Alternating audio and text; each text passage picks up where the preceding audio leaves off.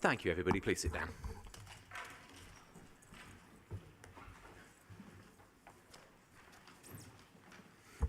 Right, good afternoon, everybody, and welcome to today's very special, extraordinary meeting of full council.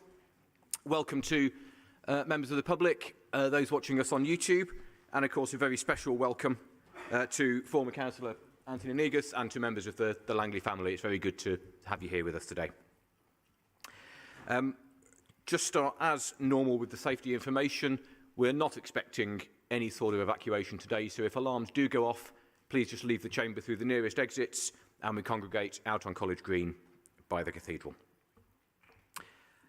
Agenda item 2 is apologies. I've received apologies for absence from Councillors Ali, Bartle, Clark, Cole, English, Hartley, Hathaway, Macawy, Renard and Cheney. Are there any other apologies from the floor?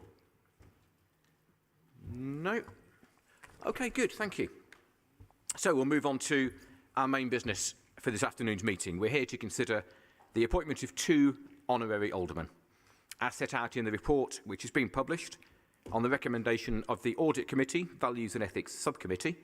Full Council is asked to approve the appointment of and confer the title of Honorary Alderman of the City and County of Bristol, posthumously to Mike Langley, and also to former Councillor Anthony Negus. We'll first turn to the posthumous award for Mike Langley, a Labour Group councillor who sadly died in October 2019. And I'll call Councillor Rippington of the Labour Group to propose the motion. Councillor Rippington.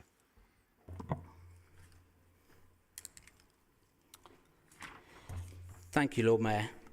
I only knew Mike for a few short years, but anyone who knew him for just 10 minutes would be able to tell you 3 things about him. He was a family man, he was a socialist, and he was a gashead. But not necessarily in that order.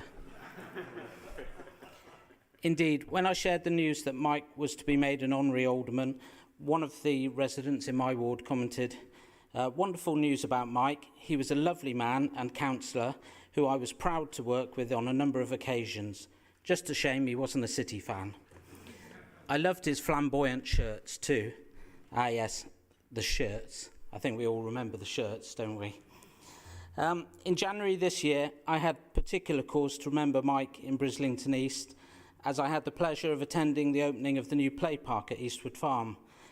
Mike was a passionate proponent of getting a new park here, attending the initial meetings to get residents, both adults and children, together to plan what they wanted. I remember his frustration when giving regular updates to our local Labour Party about why it wasn't moving forward as quickly as he'd hoped. He even had to get Network Rail involved to survey the tunnel which runs underneath the park, as I remember. But the last time I met up with Mike was at the Area 5 committee meeting, where the SIL funding to enable the park to happen was voted through. By this time, Mike was clearly very unwell, but he made sure he turned up to vote. It's a matter of real regret that he wasn't able to see the final fruits of his endeavours there. Mike campaigned vigorously against the development of the Brislington Meadows site, a campaign which the rest of the city has now finally caught up with, myself included.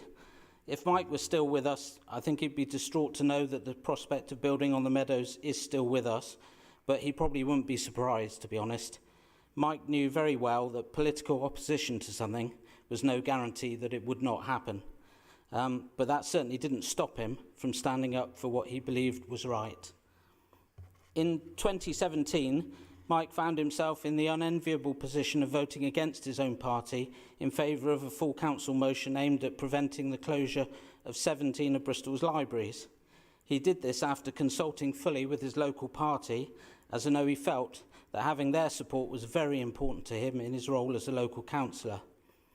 Now, no one knows what impact that motion actually had on the administration, but those libraries are still with us today and hopefully will be long into the future. I think it was a brave thing for Mike to do then, and I applaud him for it.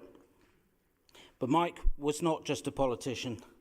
At Labour Party meetings, his updates often included a good 10 minutes on the latest goings-on within his own family, of which he was very proud. He was also known to miss the odd meeting, especially if it happened to be on a Tuesday night or a Saturday afternoon. Nothing could keep Mike away from going to see his beloved gas. So, as I say, I only knew Mike for a few short years, but my life was certainly enriched by knowing him, and I am sure that many others can say the same thing. I'm therefore very happy to propose today that Mike be made an honorary Alderman of the City of Bristol.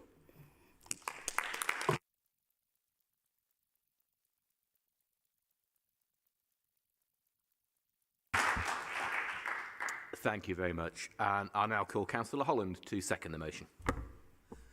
Thank you very much, Lord Mayor, and thank you very much, Tim, for giving people, because many of you in here didn't know Mike.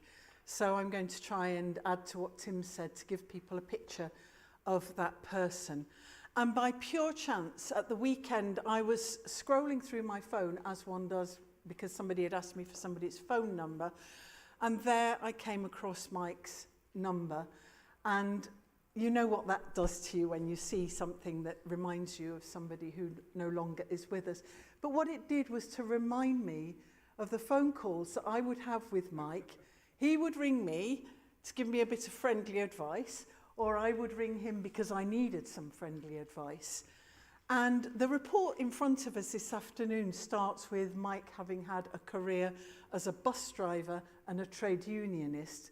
And I think those two things were very, very important about Mike. Now, some of you will have heard this joke before, so forgive me, but I do think it bears repeating. At the time that Mike was elected, we had another bus driver on the Bristol City Labour group called John Deasy, and there was another bus driver on Avon County Council at the time, a great mate of theirs, called Jeff King. And the joke was, you don't get a bus driver on the council for ages and then three come along all at once. But Mike, I mean, obviously the report tells you why he deserves this honour for the role that he played within the council. But Tim's already touched on this, about his great love for his family, his great love for his city, his great love for his role in the bus company. And if you wanted to get any gossip about what was going on at Lawrence Hill Depot, then Mike was your person. And also very, very much grounded in the T&G, as it then was, in Unite the Union. And I think that when we talk about increasing the diversity of the chamber, we also have to think about how we make this place accessible for people from ordinary, if I can say that, ordinary walks of life, because Mike's contribution, because that was his background, was phenomenal. Now, Tim's already touched on this, but I can tell you that when you were sitting at the front of the Labour group meeting and you were suggesting dates for, let's say, a Labour group away day on a Saturday, it will be from the back of the room. No, the Gas are playing that day. So the number of our meetings, which were actually done around Bristol Rovers matches, is quite distressing to me. And I think that that's one thing that we were never able to convert him about, was it, colleagues? So we'll remember Mike. He thoroughly deserves this honour as an honorary alderman, and it's quite something actually for us to give it to a deceased member. So I do think we should remark on that. And as I was walking down to the council house, I was thinking, so do I say that he was the reddest blue that I'd ever known, or the bluest red? But he was one of them, and it's a privilege actually to speak in support of Mike's nomination. Thank you.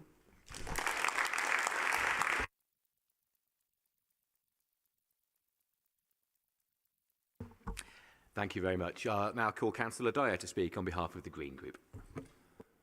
Thank you, Lord Mayor. There's often when we have events like this, they're often very joyous affairs, but there is, of course, an element of sadness about today because Mike's not with us.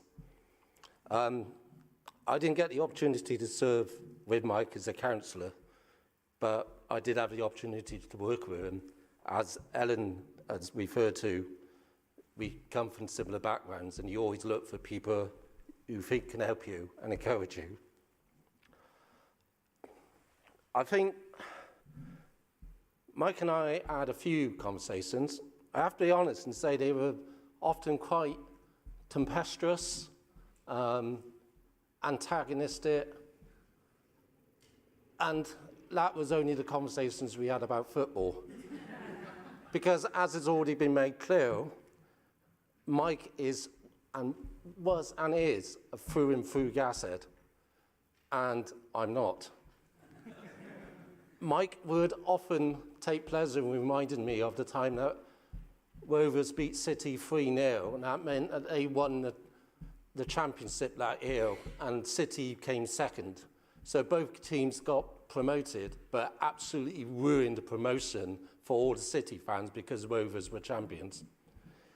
And I think if Mike was here now, I think he would already be looking at his watch and saying, can you get on with this? Because there's an important game at the Mem tonight, and I want to be there for that.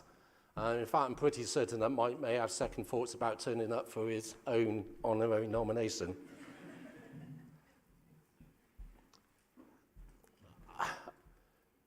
I was trying to think of other words to use to describe Mike, and one of the things that strangely came to my mind was that he was quiet and softly spoken. However, on second thoughts, I don't know whether he was really quiet and softly spoken or whether he was just drowned out by the loudness of his Hawaiian shirts. Because he did have a very good range in Hawaiian shirts. And I'm boringly in grey. And sometimes I wish I said Chan and Mike a bit more and maybe put on an Hawaiian shirt. Or if we have to have a lot more red than that one over there does. I briefly spoke to Helen beforehand, and one of the things that Helen reminded me about Mike was, let's be honest, politicians in general, we tend to we have that little prima donna about us. We like to stand up, we like to perform. Mike wasn't like that. Mike shunned the limelight. And I'm sure there's some party group leaders in this room who wish that more councillors were a bit like that. But we should not mistake his quietness for a lack of dedication to his work. He worked as hard for his residents and as hard for the Labour Party, as hard in the same way that he supported his club. And so, because it's Mike, and this is the only time I'm ever going to say this, I would like to publicly wish Bristol Rovers good luck in their match tonight. Thank you.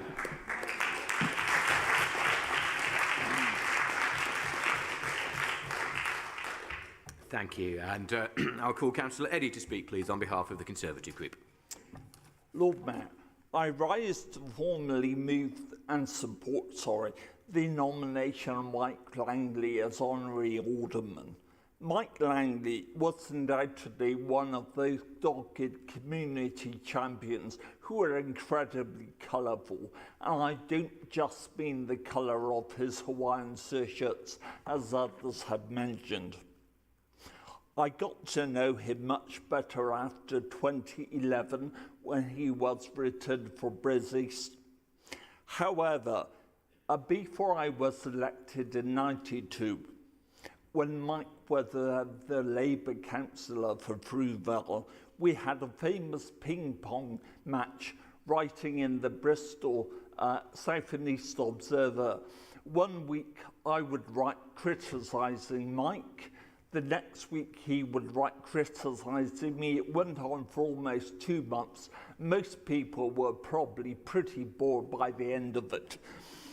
I also have to say, Marvin, if you think I'm irritating now, I was far more irritating when in my mid-20s. Despite that inconspicuous beginning, we got on surprisingly well. We usually had a very convivial relationship. It was quite easy to get the conversation off party politics, usually by invoking his passionate support for the gas heads. Though no fan of football myself, I would feign an imaginary passion for Bristol City. That would always do the trick with Mike. We served together on licensing, public safety, and the Human Resources Committee. though I chiefly remember Mike due to his HR work. He was always a fighter for the underdog, probably because of his past as a trade unionist and as a bus driver. Of course, for a time, both Brizzy's councillors were members of the HR committee, including his colleague Mike Willicott, who was the chairman of the committee. Mike Willicott invariably raced late, of course, to every HR committee, parking his less than trusty Vespa on the council house ramp.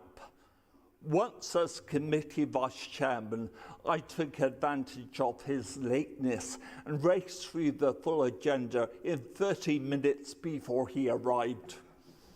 It's a bit like that with DCA at the moment. But back to Mike Langley. Sadly, with COVID, we have had to wait 2 years to accord Mike his rightful honour. My belated condolences to Mike's family, but at least they've seen the affection and respect in which he is held by all his peers cross-party in this chamber. Rest in peace, Mike.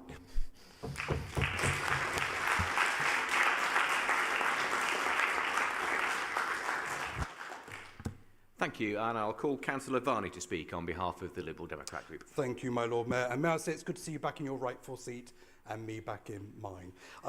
So I rise to endorse the nomination of Mike Langley as an honorary alderman posthumously. I am one of the ward councillors in the neighbouring ward of Brislington West, and prior to being elected in May 2021, I had the opportunity of attending a number of community meetings with Mike between 2016 and 2019 when he sadly passed away. And as it's been said before, my abiding memory of Mike, both in the community and here in the council chamber, which I used to visit regularly as a member of the public, was Mike's vibrant taste in shirts. I think I'll always remember that. And they would always lift the spirits of an otherwise mundane meeting. I know that Mike really enjoyed working with his fellow ward councillor Mike Willicott until 2016 when he lost his seat to Tony Carey, and he felt the loss of his ward partner very keenly. However, although from different parties, I know that Mike and Tony had a good working relationship as well. Thank you very much, my Lord Mayor.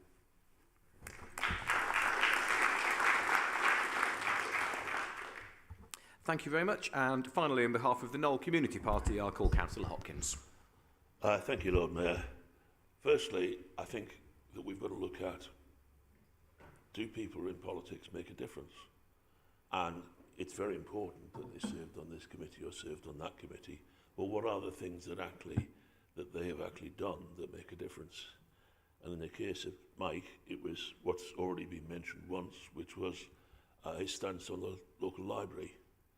I remember the residents being supported by both the Knoll councillors and the Brislington councillors, and a long march going from from Brislington Library up to Knoll, and it's a long walk and it's a very steep hill. And I think it helped to demonstrate how ridiculous the plan was to actually close down all those libraries. Now, it's one thing going on a march, which was very, useful, but it's another thing to actually have the guts to vote against your own party, which he did, and he did that also with the Brislington West Labour councillor of the time. And I think that courage to stand up for the community against party has to be admired. He obviously had courage, because anyone who's a gas supporter in South Bristol and who wears those shirts has got to have courage, surely, and a sense of humour, and a very pleasant man to speak to. And I think that, again, should not be underestimated, because there's not every member of other parties that are as pleasant and easy to speak to as Mike was. Thank you.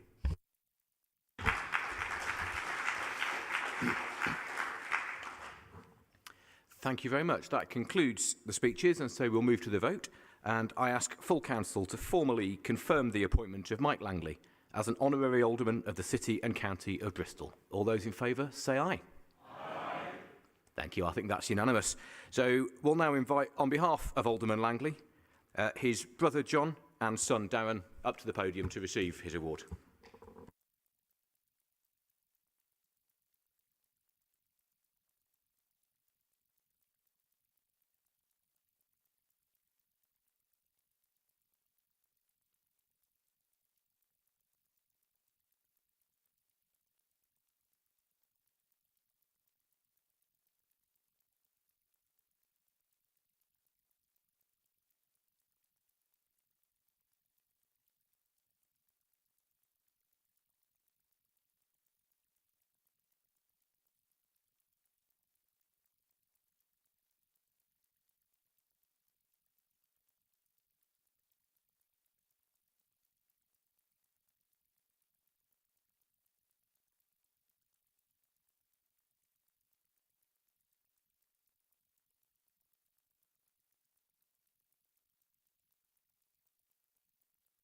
Okay, if you want to sit down, please feel free.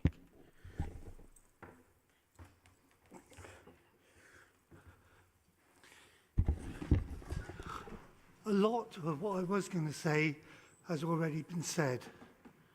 So I'll just give you a brief bit of the past. Me and Michael had a very troubled childhood, and we were brought up in care. We finally went to an engineering college in Oxford until we were 18. We came to Bristol, and we found out that was our town of birth. Michael was always concerned that we never had a proper family. So when he had one, he loved it. He loved his children, his grandchildren. He used to love their kids, used to play with my kids.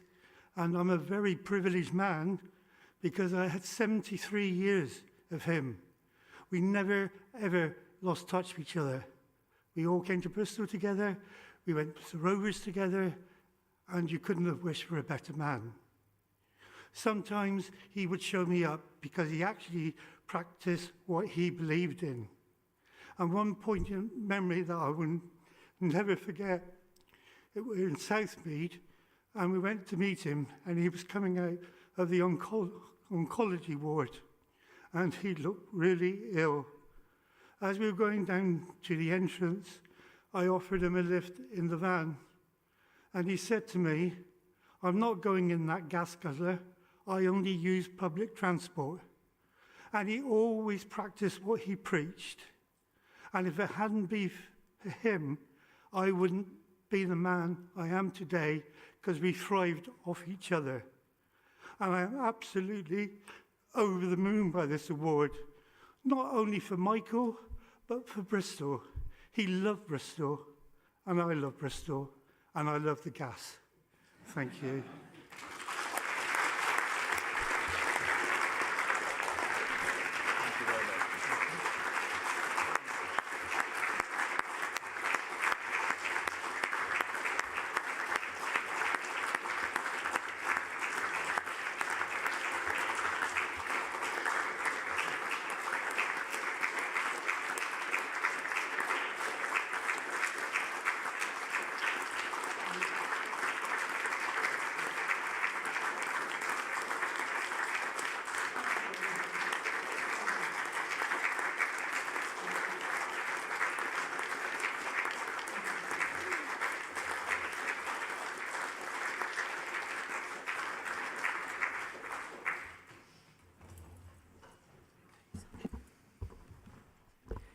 Thank you very much indeed. We'll now move to consider the award of Honorary Alderman to former Councillor Anthony Negus. And I'll call Councillor Classic on behalf of the Liberal Democrat Group to propose the motion. Thank you. So I'm actually standing in for Councillor Clark, who unfortunately isn't very well. So it's her speech that I will be reading today. So these are her words. I rise to propose former Councillor Anthony Negus to be awarded for the honour of Alderman in this city.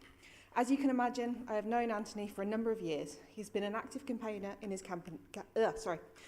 community prior to becoming a councillor. I believe that his professional life in architecture gave him a number of skills which have served him well over the years. He is fearlessly forensic and all over the detail, which he has proven many times over the years, and is a real asset to this, particularly in scrutiny. Within the council, he has had such positive relationships with officers and was always very forensic in his pursuit to get to the nub of the issue. As a ward councillor, I always got the impression that he felt the best part of the job was to get out and talk to his residents and really find out what was troubling them. I can attest to that as someone who's been out canvassing with you. Definitely, you really shine on the doorstep.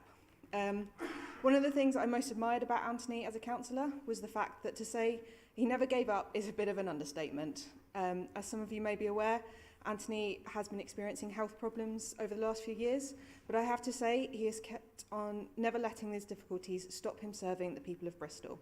Thank you, Anthony, for all you have done, both inside and outside of these chambers. And actually, I just want to add some words myself onto that. Anthony, I think you were one of the first people who told me I was going to be running for council. Yes, told, not asked. I don't think I had a particular choice in that. And you know, your time as leader, you really made an effort to engage with those of us who were keen to stand on this council. And that support was really extraordinary and definitely a big part of why I'm here today. So thank you.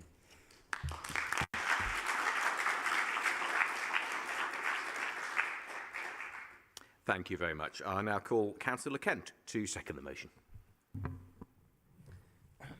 Thank you, Lord Mayor. So I rise to second the motion to make Anthony Negus an honorary alderman of the City and County of Bristol. So how best to describe Anthony? Passionate, dedicated, informed, where am I going to go next? Tenacious. I had to look that one up. I think everyone here would agree that's a fair representation of Anthony. It's a bit awkward when you write these things, isn't it? It's a bit like you're writing an obituary, which is going to be marked by the person you're writing it about for them. So Anthony, I hope I get full marks for what I'm going to say here today. So in the 12 years that we've been councillors together, because of course you are actually my junior, I think I should point that out. What I have seen from you is probably the most dedicated councillor in the city.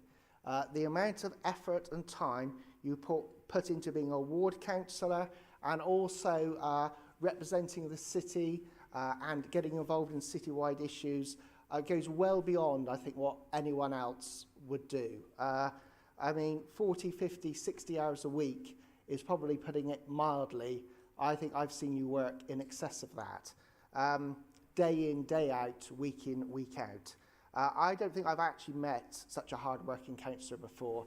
And to be honest, you've set the bar far too high for the rest of us. So I'm sort of glad in one sense you won't be setting that bar quite as high anymore. Your passion and determination has never really come from a desire, though, to play party politics. Your passion and determination is always about trying to make sure that we're making the right decision, that we're doing the best for the city.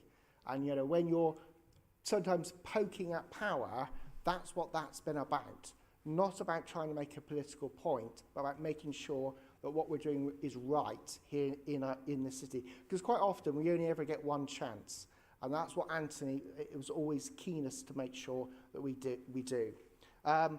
So let's be honest, sometimes, Anthony, your passion, you get so passionate, by the end of your passionate speech, I am slightly sitting there thinking, I know you're passionate about it, but what was that all about?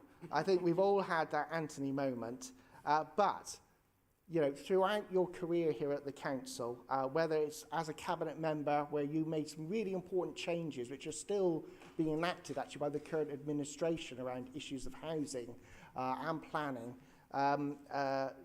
you've had real effect there, but also to your ward work. And I know actually in reality for you, that's really where for you, that's where your passion laid, was working in Cottam, standing up for the residents of Cottam, and trying to sort out those really long-term issues, which are always the most difficult to solve in our wards. So I know you've served on many outside bodies. I think the key one to pick out, of course, is the Bristol Buildings Preservation Trust, which you've chaired for many years. Anthony never asks anyone to do anything he's not willing to do himself. And I've seen that, and I've seen how he leads from the front in the city, either in his work as a councillor or his work as a politician out campaigning. He certainly has helped me campaign in my ward in the past. I'm more than happy to support the proposal, and I'm sure the whole chamber will as well. Thank you, Anthony.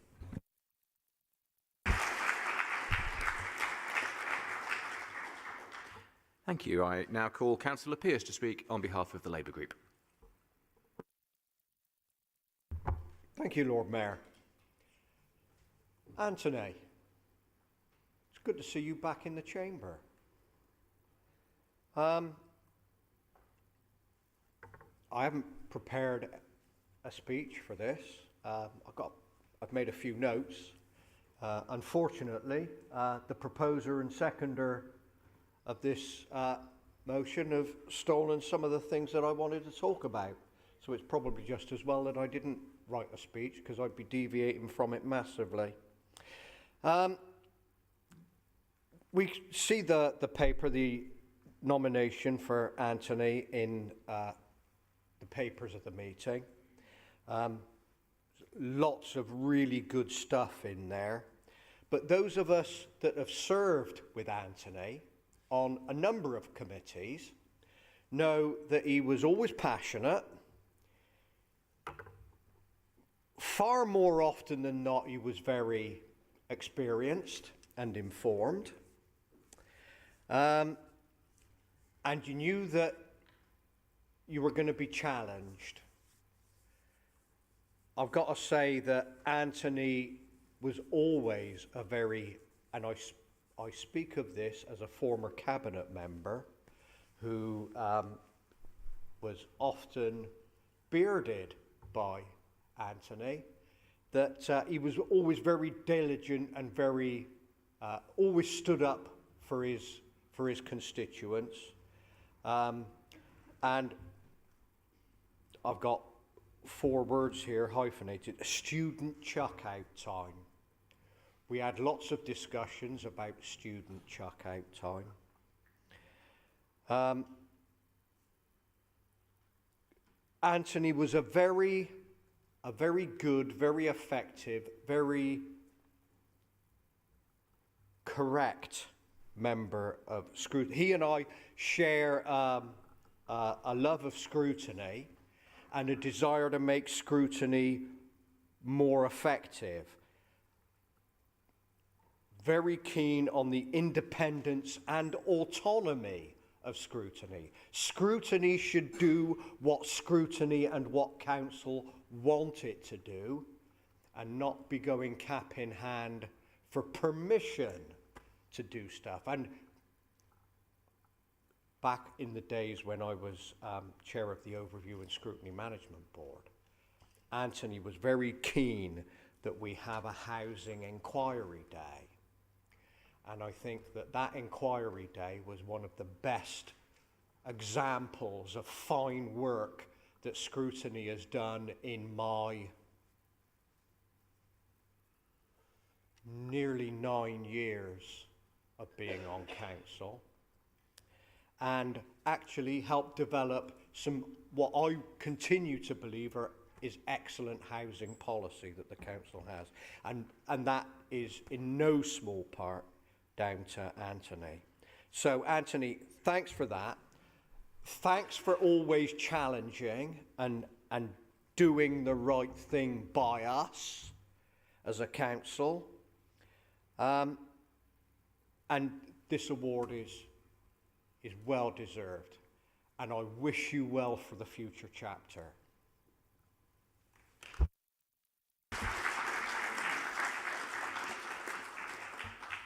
Thank you, and I now call Councillor Pulteney to speak on behalf of the Green Group. Thank you, Lord Mayor. I've abandoned technology for the day, and I'll keep this brief, but I'd like to start, if I may, with a quote. The reasonable man, says George Bernard Shaw, adapts himself to the world. The unreasonable man persists in trying to adapt the world to himself. And all progress, therefore, depends on the unreasonable man. It's this unreasonableness, this stubbornness, this dogged, unwavering determination, sometimes challenging for colleagues, probably for officers, certainly for the mayor, made him a phenomenal ward councillor, led to the enduring popularity in the ward that he's represented for over a decade. He is a hard-working community champion who listens to local residents and who gets things done. He was a Liberal Democrat to his core, and with environmentalist convictions that would rival any Green. And whilst I wouldn't wish to patronise him, it would be remiss if I didn't express the admiration and the respect and the esteem with which he's held by the residents of Cotton, myself very firmly included. So I say to him a very sincere thank you for all that he's done for us. Whilst our paths may have diverged, it was very much an honour to walk alongside you. My ward partner Mohammed and I know that we have very big shoes to fill. We will do our best to fill them, but when we fall short, I'm absolutely certain that the good people of Cotton will remind us. Thank you.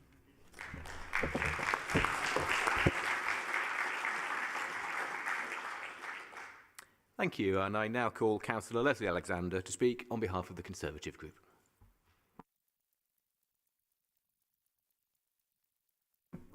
Good evening, Anthony. It's good to see you again.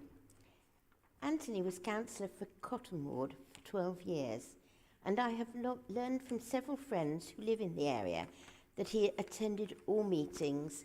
He was a very hard-working councillor. He tried to resolve all the casework brought to him, and he did a lot to improve his ward. He had only been a councillor for a year when he was appointed to Cabinet Member for Strategic Housing and Regeneration, a role he held for nearly 3 years, and he made many changes to planning regulations to make Bristol attractive for business and as a place to live. In 2001, property and housing were added to his portfolio, and he commissioned the first new council houses to be built for over 30 years. Anthony was a member and for a long time chairman of the Bristol Buildings Preservation Trust, which is where I got to know him, and he led the project to restore the gatehouse of the Ashton Court Trust on the Long Ashton bypass, which was very successful in spite of being a difficult one to manage, and he had great plans for future projects. His background as an architect was a great asset in this position, and he always was ready to pass on help and information to those who are interested. He continues to be very helpful to me on the BBPT. Among the committees he served on were OSM, Sustainable Transport and Development, Human Resources, Avon and Somerset Police Authority, Planning, Neighbourhood Scrutiny Commission, and Bristol Development Advisory Framework. He worked very hard for greater effectiveness of scrutiny, and he was not afraid to challenge the system. Anthony, we will miss you, and we will miss your knowledge and perseverance.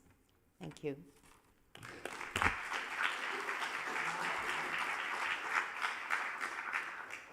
Thank you, and finally I'll call Councillor Hopkins to speak for the Knoll Community Party. Thank you, Lord Mayor. As you know, we were in the same party for quite a number of years. I wish to concentrate on one particular issue where Anthony was effective, and actually it links to Mike Langley, and that is on the libraries, because it was questioned earlier on, has it made a difference? Yes, it does. Yes, it did, because the vote in this council to actually block or to attempt to block the closure of all those libraries has had a big effect for so many people across Bristol. And Anthony was our speaker on that motion that was put to council. As chair of the Scrutiny Commission, he, as usual, got all the details together, got all the facts together, and managed not just to bring the opposition councillors together, which wasn't all that difficult, that side of it, because there was a huge amount of opposition, but also, crucially, managed to persuade a few Labour councillors to rebel. And that is not an easy job, believe you me. So on that one particular subject, It's made a big difference, and I thought it was appropriate to concentrate on that as something which links the two people that we're making aldermen today. Thank you.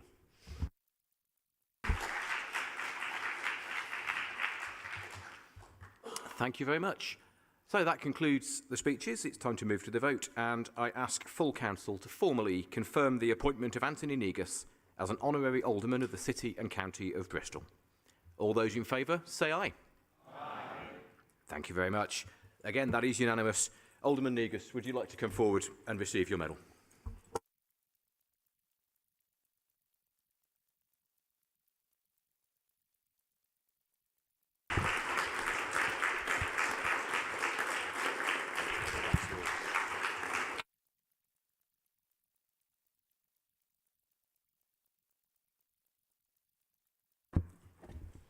Well, thank you so much for those kind words and for that that applause.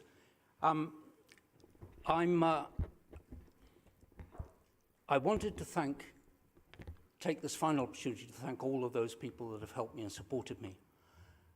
That's officers and members of my community and my fellow Liberal Democrat councillors, of course, but also councillors from across the chamber, from whom I've got a lot of advice and support and a lot of kickback at times, but that's the nature of the beast. Thanks again for those kind words. It does show that absence can make the heart grow fonder, so thank you. Nevertheless, thank you so much. I am an incomer. I'm not a Bristolian. I have been in Bristol for 48 years since I forensically chose to make Bristol my home. And it was one of the best decisions I ever made. So you'll understand that this award today is quite important to me, despite the fact it's being conducted in a very horrible time for everyone. So thank you very much for those words. As was mentioned earlier, I was an architect before I came to be a councillor, and I brought with me certain lessons from that, keeping an open mind, teamwork, and getting the job done, particularly. And I've tried to follow that through as much as possible. And one example of that, if I may, was over the special licensing area in Stapleton Road, a long way from Cottam, I have to say. But nevertheless, many people convinced me that there needed to be some method of trying to solve some of the problems in that area. And the officers, quite rightly, absolutely rightly, said, this is too difficult, too big a task, the resources and the time will take, are just too great. I then had opposition from the police, astonishingly, and landlords and some local business people. And the real kick in the what's-its came from my fellow cabinet members. All the other 7 voted against it. So listening to their criticisms and the observations of so many other people, mainly who objected, that's the people you need to listen to. We went away and we restructured it. And I'm very pleased to say we got it done. And so much so, it was so successful that there was a clamour for more of the same, please, supported by the police, I have to say, and local residents. So, and no doubt they were better because they learned from the experience of the first one we did. So I'm rather pleased about that, but it does show that if something is worthwhile doing, you've really got to stick with it. And you've got to find ways of wiggling around until you make it happen. I'm particularly proud of my administration's achievements of the Bristol Green Capital. This was an award to Bristol as the first city in the United Kingdom to get such an award, and we got it because we had done the work. We'd actually radically changed the way the City Council and the city to a certain extent worked. We achieved and delivered those changes right the way through, and that was what gave us that award to Bristol, for which I feel very proud. each of the 8 cabinet members had responsibilities to deliver certain changes and get to certain points. And we brought it off with a great deal of help from officers, I have to say, and support from other people as well. But nevertheless, it was something I feel very, very proud to have been involved with. But we were going to take that forward a bit more than that. We were going to nurture that new creation. We were going to put some energy as a legacy project into the roots, into the new green branches, into the shoots of that new creation. That was our plan. We were going to get into the schools. We were going to use the neighbourhood partnerships to get the communities on board and developed and energised, because when people grasp something for themselves, when it's their plan, when it's something that they feel they've been a part of, they'll take it forward and drive it. That's where the energy capture is created. And that's something I fought for all of my life, because I am a community politician, not a party politician, as many of my colleagues will probably attest.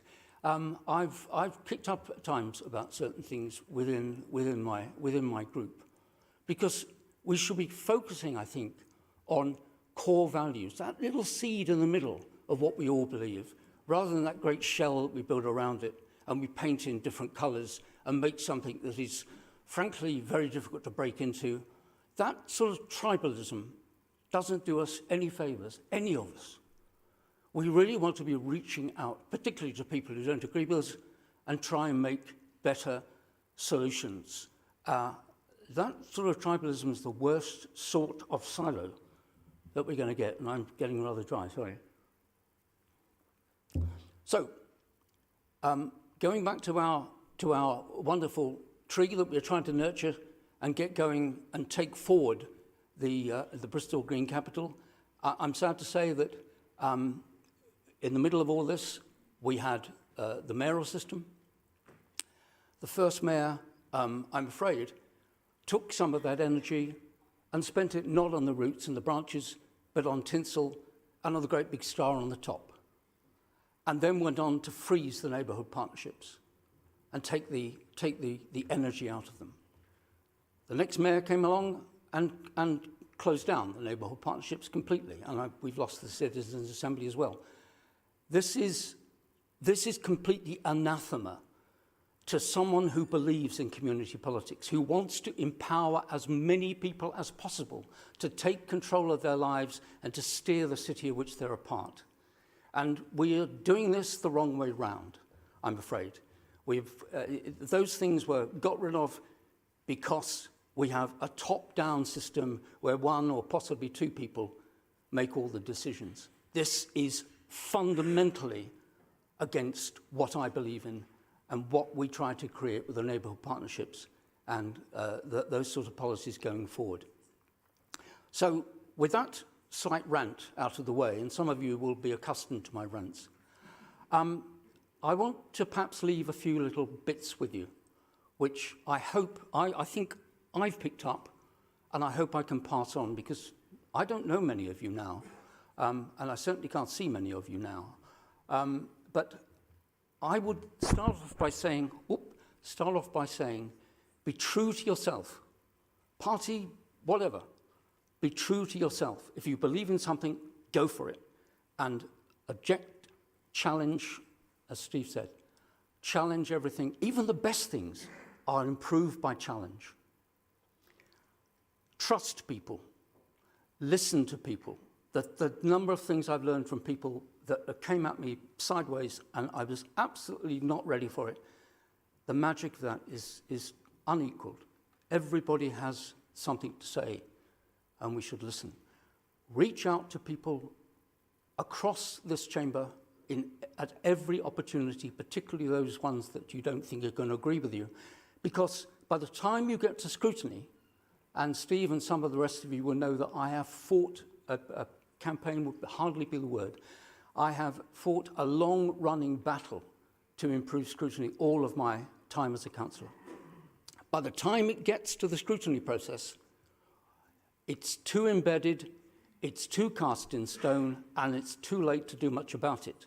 But if you can get in earlier with people, if you can try and get a consensus at the bottom of that process, then by the time it gets to the detail stage, at least you've got something that's better than it could have been.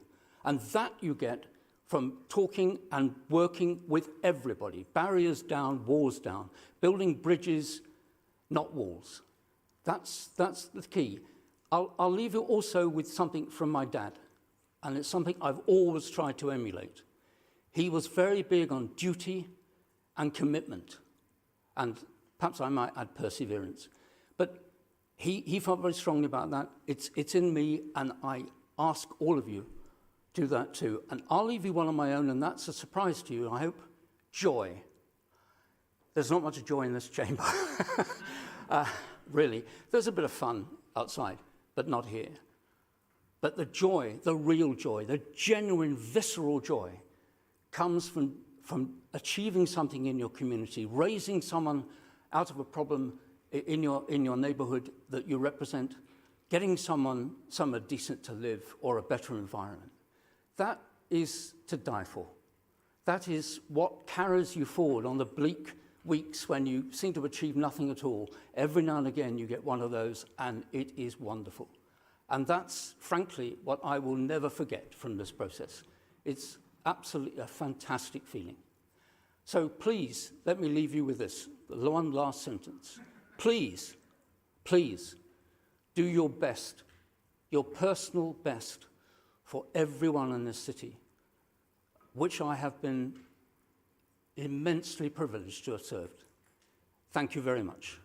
Thank you.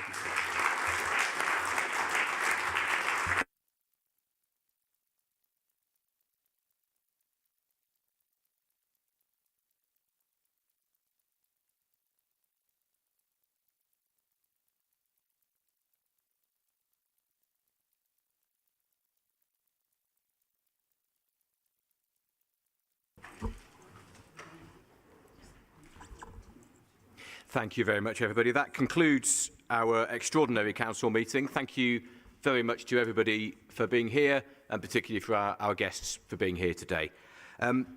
There is now some refreshments. There's some tea, coffee, cake being served in the conference room behind me. So in order that we have time to enjoy those, I'm going to push back the start of our main meeting by a little bit. We'll start at 6:15 for our main full council meeting. Thank you.